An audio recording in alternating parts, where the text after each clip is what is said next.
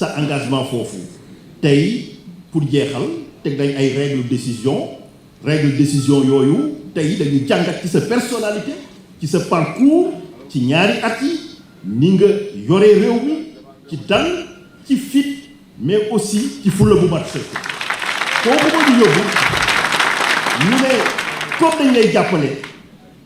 jàppale ci li nga xam ne moom nga ñu woo mooy li ñu won mooy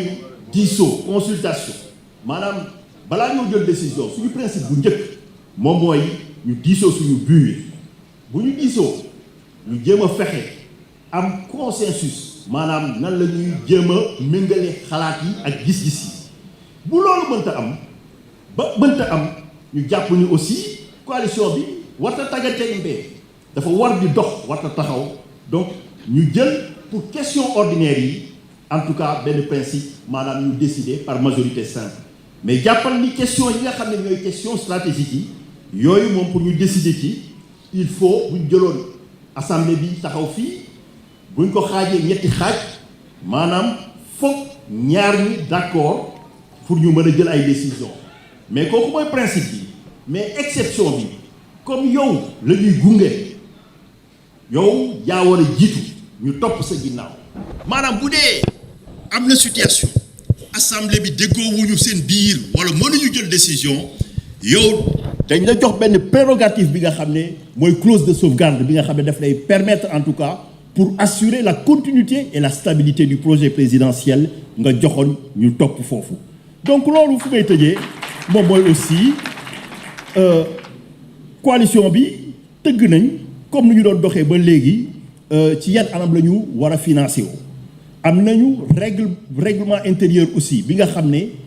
ànd bu nekk foog ñu wax ci yan règle ci yan ponk ak charte la ñuy àndee quelque part kooku aussi bëral nañu ko détaillé nañ ko ci suñu règlement intérieur léegi lu ci gën a am solo aussi moom mooy tey tëggaat nañ suñu coalition mën nañ jàpp ni tey le 7 mars dina dugg ci taarixu histoire politique u Sénégal ci nii wala ci nale mais lu mënta am moom mooy tey ñu ngi feddali suñu kóllëre ci charte bi bëral nañ ko ci maanaam ñetti mbir soutenir le mandat présidentiel maanaam tey ci dige bi nga dige woon Sénégalais yi li nga namm sa xemanteef fii ba 2029 coalition bi dina la ci taxawu jàppaleen ci ba bu mat sëkk di ci xëy di ci gont beneen ponk bi aussi moom mooy coalition bi ñi nga xam ne ñoo ko bokk ñu ko ŋànk ay acteurs ay woy politique la ñu yàgg nañu yëngu ci langue politique bi ñooñu tey dañu yori parti yori mouvement ñëw bootu sa ginnaaw pare pour gunge la donc ku wax loolu wax ni am na ay jogante yi nga xam ne ci calendrier républicain yi la nekk muy élection locale yi nga xam ne ñu ngi ciy jëm ak beneen xeetu élection bu mën a am en tout cas ñoom taxaw nañ ngir nekk benn say xàccendoo dóorandoo taxaw sa ginnaaw beneen bi aussi mooy falay tëjee mooy ancrage politique durable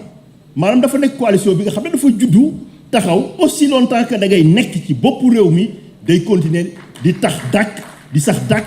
bootu sa ginnaaw di la jàppale ci li nga xam ne moom nga digg ak Sénégalais yi président loolu laa la bëggoon a jottali tey di jaajëfal leader yi nga xam ne ñoo fi teew di rafetlu taxawaay bi di la ne président dalal ak jàmm ci sa biir coalition merci.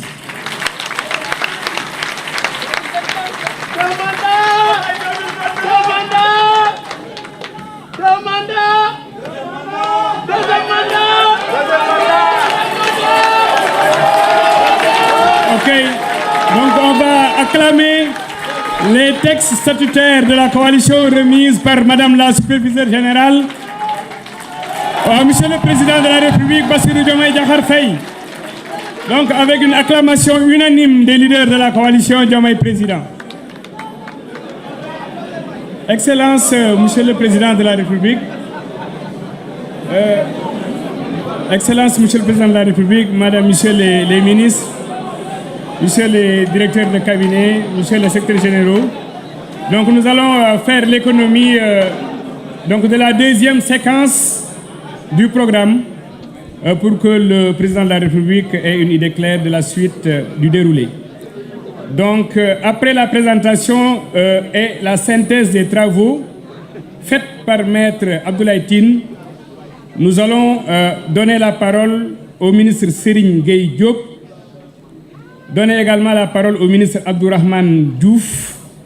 et après donner la parole à Madame la après donner la parole à Monsieur Hassan Dia pour la lecture de la motion de soutien à l'endroit du chef de l'État. À la suite de cela, nous donnerons la parole à Madame la superviseure générale, Madame Aminata Touré, et enfin, nous laisserons la parole à son Excellence, Monsieur le Président de la République, et après nous procéderons à la clôture officielle de l'Assemblée générale. Donc à présent, nous allons laisser la parole à Monsieur Serigne Gueye Diop, ministre.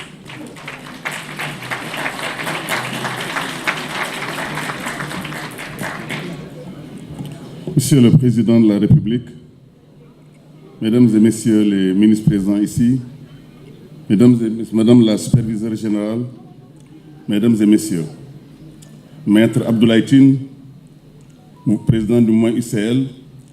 chers responsables politiques, Mesdames, Messieurs les maires ici présents, Mesdames et Messieurs les responsables des mouvements politiques, chers invités, chers membres de la coalition Diomaye Président. Permettez-moi d'abord de rendre un hommage appuyé à son Excellence Diomaye Diakhar Faye.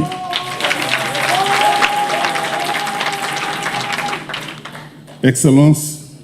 je vous réaffirme ici notre reconnaissance, notre loyauté pour cette confiance et ce courage dont vous avez fait preuve. Votre vision pour un Sénégal souverain, juste, prospère,